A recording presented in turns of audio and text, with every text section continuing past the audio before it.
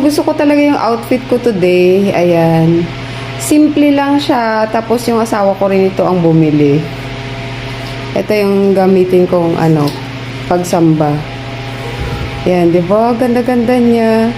Tapos partneran lang natin siya ng bag ko na yun, ito pa rin. Walang kamatayang bag ko na binili ko lang to. Parang sa Zalora. Pero mga 5 years ago na rin. Kasi pandemic time ko pa to siya binili. Wala naman akong mga bags wala na akong mga bag. As in, pabalik-balik lang yung mga bag na ginagamit ko. Kaya mas gusto ko ngayon, yung damit na sinusuot ko ay plain. Para siya, bagay. Bagay siya sa lahat. Ayaw ko na may mga kulay-kulay, may mga print. Mas gusto ko yung ganito. Tapos yung isusuot kong shoes, yung black shoes ko pa rin. Nga lang, ayaw ko lang siya suotin dito sa loob kasi ayaw ko nagdadala ng sapatos dito sa loob ng bahay. Ganon. Yun lang. Have a nice day, everybody.